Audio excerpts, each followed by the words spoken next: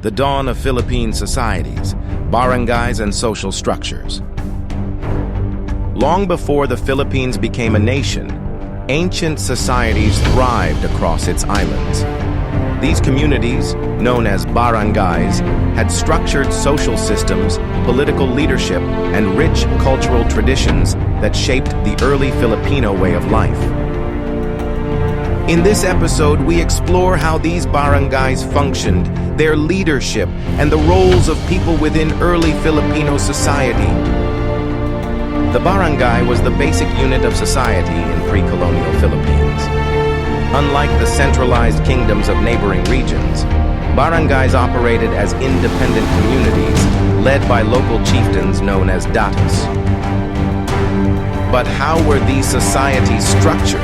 Who held power? And how did people interact in their daily lives? Let's take a closer look at the political, social, and economic aspects of barangay life. At the heart of every barangay stood the Datu, the leader who governed, protected, and guided his people. Unlike monarchs of great kingdoms, the Datu's power was not absolute. Instead, his authority rested on his ability to rule wisely, defend his settlement, and secure the prosperity of his people.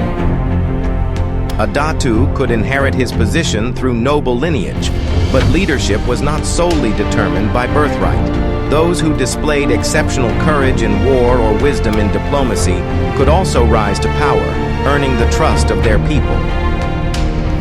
Datu's role extended beyond leading in battle. He acted as the chief legislator, resolving disputes among his people and ensuring justice through customary laws known as adat. These laws, passed down through generations, governed everything from property ownership to social conduct.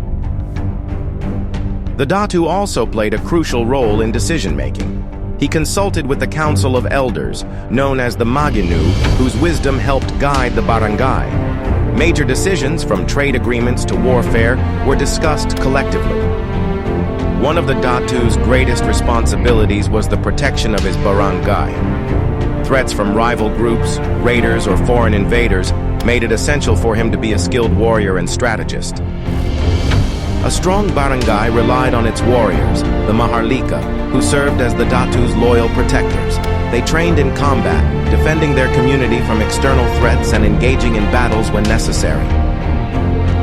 Beyond governance and war, the Datu's success depended on his ability to form alliances. Trade agreements, diplomatic ties, and marriages between noble families helped strengthen relationships between barangays, ensuring mutual protection and economic prosperity.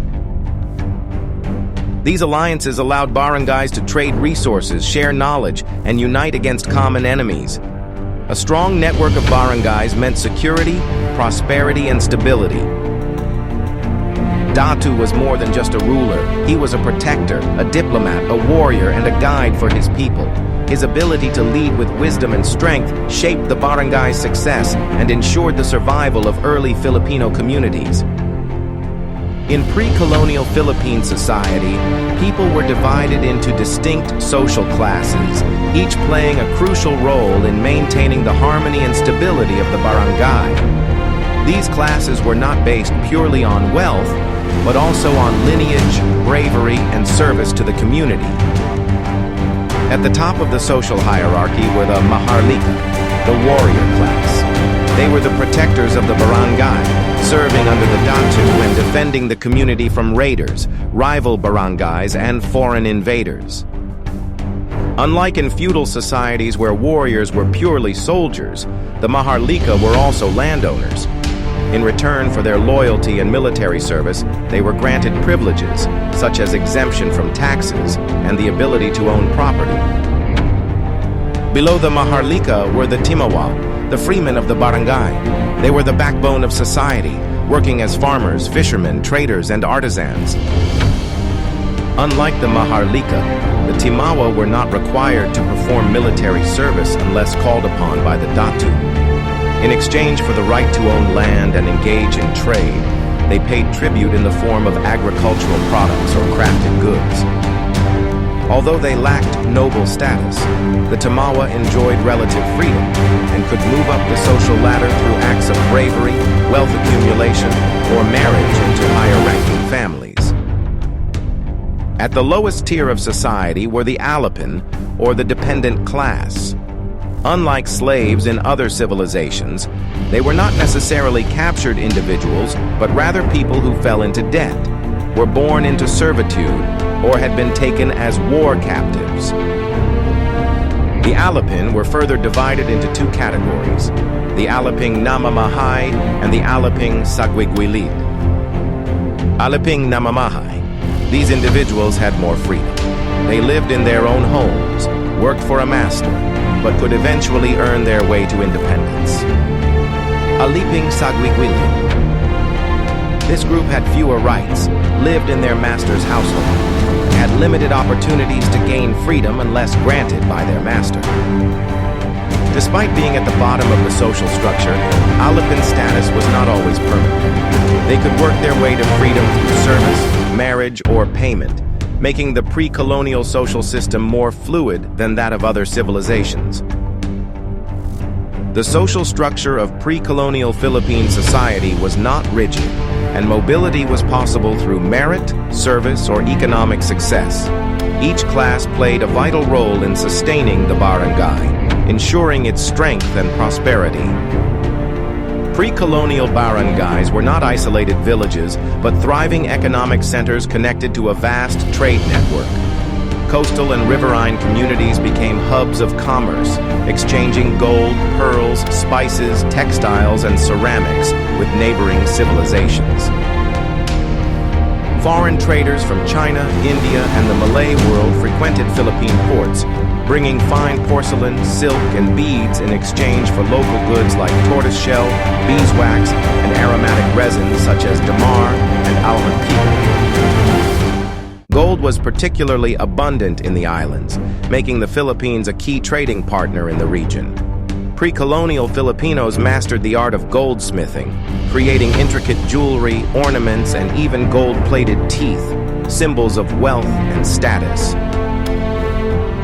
Beyond trade, barangay economies thrived on agriculture, fishing, weaving, and metalwork. Many settlements were self-sufficient, producing enough food and goods to sustain their people while engaging in surplus trade. Farming communities cultivated crops like rice, taro, bananas, coconuts, and sugarcane, using traditional techniques suited to the Philippine climate. Coastal barangays relied heavily on fishing and salt making, while inland groups specialized in hunting and gathering forest resources. Pre-colonial Filipinos also excelled in boat building, creating vessels like the Barangay and Caracoa, sleek wooden ships used for travel, trade, and warfare. Apart from agriculture and fishing, artisans played a vital role in barangay society. Blacksmiths crafted weapons and farming tools, potters produced durable earthenware for storage and cooking, and weavers created textiles made from abaca, cotton, and piña fiber. Every barangay had skilled craftsmen, passing down their knowledge from generation to generation. Their artistry not only supported daily life, but also reflected Filipino creativity and ingenuity. Trade, agriculture, and craftsmanship were the lifeblood of pre-colonial barangays. These economic activities not only sustained communities, but also linked the Philippines to a vast and dynamic regional trade network. The legacy of this economic vibrancy continues to shape Filipino industries and traditions today. Justice in pre-colonial barangays was based on customary laws known as adat, which were passed down through generations. These unwritten laws governed daily life, covering property disputes, theft, marriage arrangements, and even personal conduct. Unlike in more centralized societies with rigid court systems, barangay justice was community-driven. The Datu, as the leader, acted as the chief mediator, but decisions were not his alone. He was advised by a council of elders who ensured that justice was served fairly. When conflicts arose, they were first addressed through husay, a mediation process where both parties had the chance to present their side.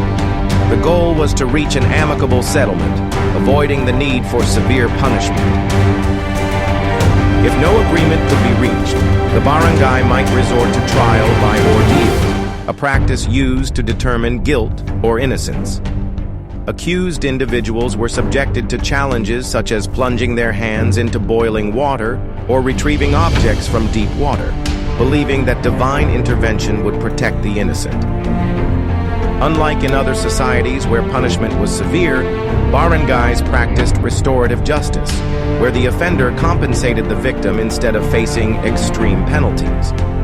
Compensation could come in the form of land, goods, or labor. This system emphasized balance and social harmony, ensuring that justice was not just about punishment, but about restoring peace within the community.